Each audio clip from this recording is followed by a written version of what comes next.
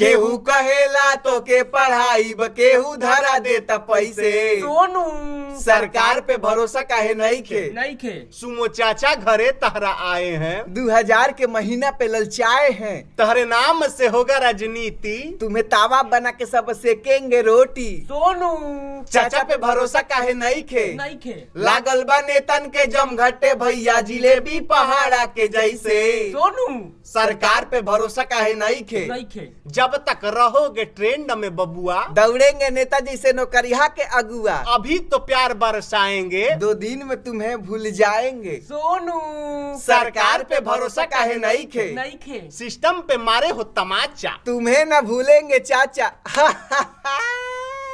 जीव रे बबुआ जीव, तूने तो भीतरी से हिला के फेंक दिया सबको। अरे बचवा एगो आ गोद ले लिया 17 गो। ये बचवा भी बेचारा कंफ्यूज होके रो रहा होगा कि किसके गोदी चढ़े, पक्ष के या कि विपक्ष के। ये सब तो ठीक है, लेकिन जितना गोद लेने वाला चच्चा लोग हैं, एगो बात बताइए, मान लेते हैं बढ़िया स्कूल में एडमिशन करा दिए, ठीक है। सोनुआ पढ़ भी लिया, लेकिन जब IAS बनने के लिए UPSC और BPSC का परीक्षा देगा और आप लोग पेपर में लिख करा के परीक्षा में रद्द कर दीजिएगा, तो सोनू का क्या होगा। उसके मेहनत का क्या होगा। क्या होगा। इस बार भी तो कई गो सोनू बैठा था ना जी परीक्षा में। सही बात है बाबू। ससुर जोने मन तो उन्हें नाच के नचनिया निहन 50,000 60,000 21,000 दे के चला जा रहा है। अच्छा ए सोनू, नीतीश चाचा जी आए थे क्या। तेजू भैया जी फोन मिलाए थे क्या। सोनू सरकार पे भरोसा काहे नहीं खे। नहीं खे।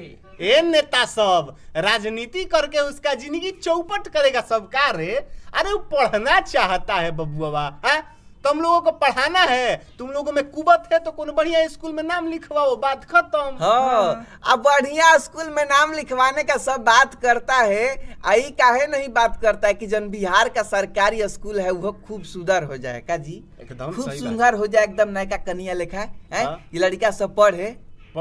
अच्छा बबुओं का कुछ कर। ए सोनू, सरकार पे भरोसा काहे नहीं खे। किसी के बातों में आना न तुम, अपने बातों पे अड़े रहना भी तो। वाह वाह, लेकिन बात एगो है बाबू का मनीष भैया, हाँ। बहुत बहुत धन्यवाद हो, आपने तो गजब वायरल कर दिया बच्चे को, नहीं किए होते तो दब के रह जाता। दब के रह जाता और मदद के लिए आए हैं वो। हाँ। सोनू सूद जी, आपको भी बहुते बहुते धन्यवाद, आपने बिहार के इस बच्चे के लिए आगे आए, बहुत बहुत धन्यवाद। सबके लिए आगे आते हैं, आप बहुत अच्छे आदमी हैं। लेकिन एक और बात का मुझे कंफ्यूजन है। का बाबू।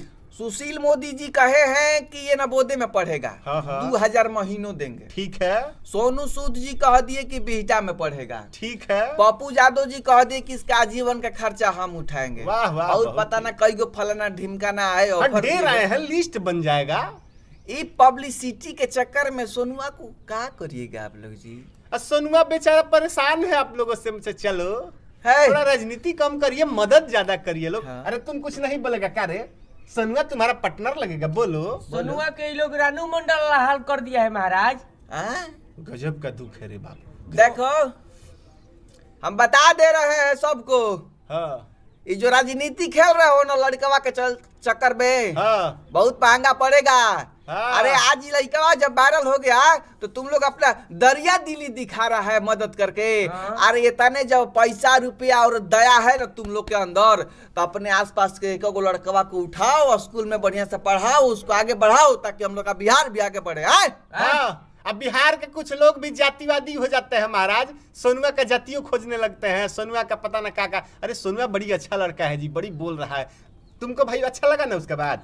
बहुत अच्छा लगा, गर्व फील हुआ ना कि बिहारी ऐसा ही होना चाहिए। बड़ी मजा आया सोनू, वीडियो देखना तो तुमको हम लोग सैल्यूट करते हैं। सैल्यूट करते हैं। वाह। चलते हैं। चलते हैं। जय हिंद, जय भारत।